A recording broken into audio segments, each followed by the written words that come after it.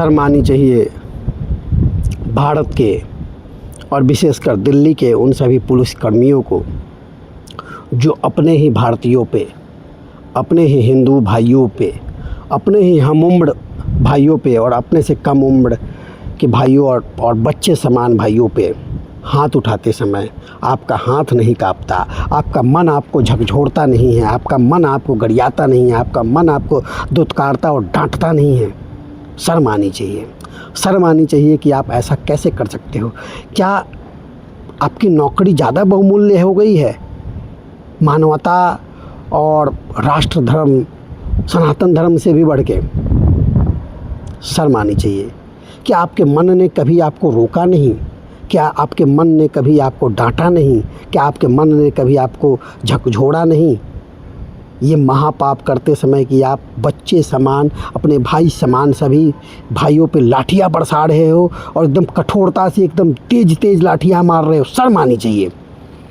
शर्म आनी चाहिए सेना के उन जवानों को जो लोग दिल्ली के पुलिस अधिकारियों के साथ और राज्य में देश के अनेकों राज्यों में हो रहे आंदोलन में अपने ही भारतीयों, अपने ही सनातनी भाइयों पे कठोरता से लाठियाँ बरसाते हैं। शर्म आनी चाहिए। शर्म आनी चाहिए कि क्या हमने इसी भारत का सपना देखा था?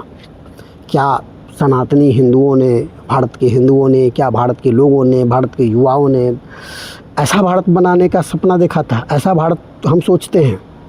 हमने तो सोचा था अखंड भारत, हमने तो सोचा था हिंदू राष्ट्र, हमने तो सोचा था समृद्ध भारत, हमने तो सोचा था विकसित भारत। क्या यही वो विकसित भारत है? क्या यही वो अखंड भारत है? क्या यही वो हिंदू राष्ट्र है? क्या यही रास्ता है, यही मार्ग है हिंदू राष्ट्र की तरफ जाने का? शर्म आनी चाहिए।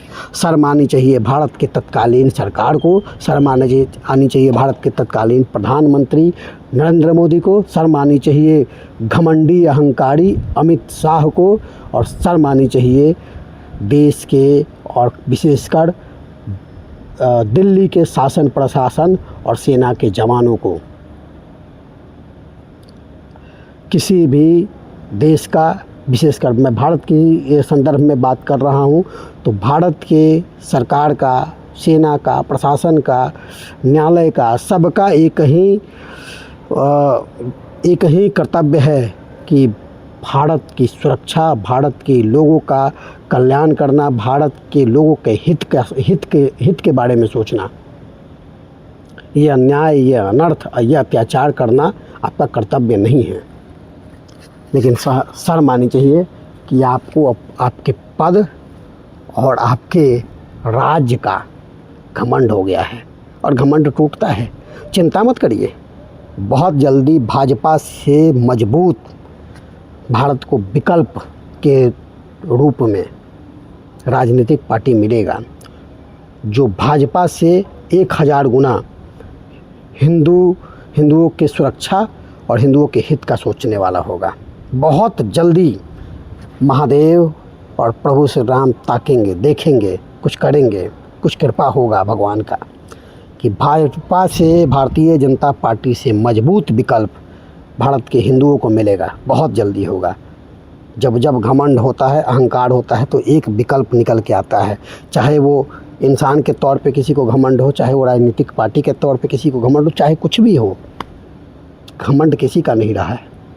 लेकिन शर्म आनी चाहिए भारतीय जनता पार्टी को, शर्म आनी चाहिए नरेंद्र मोदी को, शर्म आनी चाहिए अमित शाह को, शर्म आनी चाहिए घमंडी भाजपा सरकार को कि जिन हाथों ने तुम्हें चुना, जिन हाथों ने तुम्हें चुना,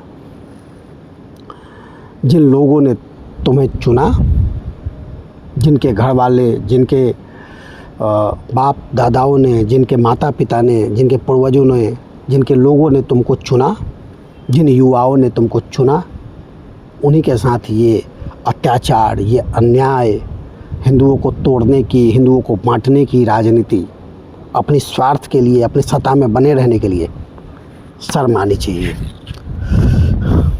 हर हर महादेव, जय सनातन।